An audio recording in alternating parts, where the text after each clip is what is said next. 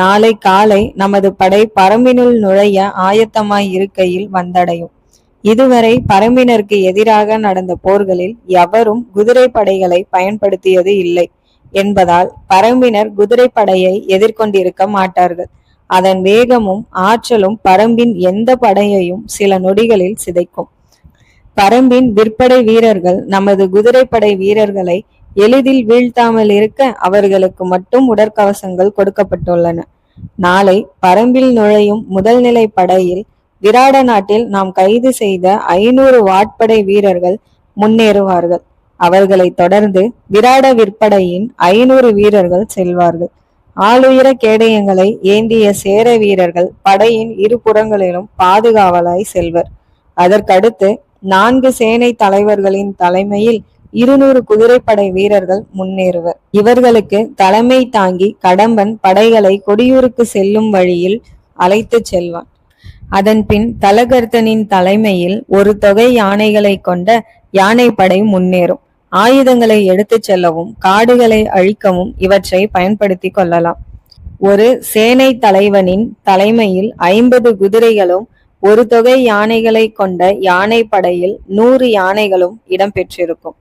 அவற்றை தொடர்ந்து மற்ற படை வீரர்கள் முன்னேறுவர். எனது தலைமையில் 4 சேனை தலைவனை உள்ளடக்கிய குதிரை படையும் பருதிமாறனின் தலைமையில் ஒரு சேனை தலைவனை கொண்ட குதிரை படையும் சுகேசனின் தலைமையில் ஒரு சேனை தலைவனை கொண்ட குதிரை படையும் செல்லும்.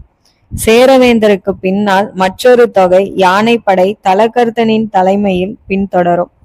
முதல் நிலை படையின் பின்னிருந்து கடம்பனும், 2ஆம் நிலையில் இருந்து பருதியும், நடுப்பகுதியில் இருந்து நானும், படையின் பிற்பகுதியில் இருந்து சுகேசனும் வழி நடத்துவர்.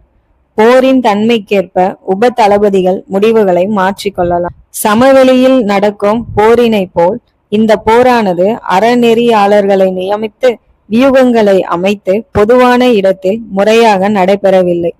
போரை விரும்பாத பரம்பு நாட்டுக்குள் அவர்களின் காடுகளுக்குள் நுழைகிறோம்.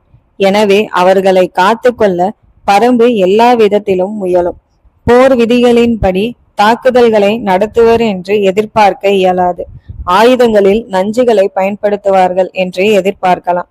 பல வகையான நஞ்சை முறிக்கும் மருந்துகள் நம்மிடம் உள்ளன. முத்திரமலையும் புலிகரடும் பரம்பினரின் வசத்தில் இருப்பதால் சமவெளியில் நுழையும் போதே பரம்பு விற்படையின் தாக்குதலை எதிர்பார்க்கலாம். மேலும் பாறைகளை உருட்டியோ வேறு விதங்களிலோ தாக்குதல் நடக்கும். எனவே முன்னால் செல்லும் வீரர்கள் கேடயங்களால் தற்காத்து கொண்டு முன்னேறுவார்கள்.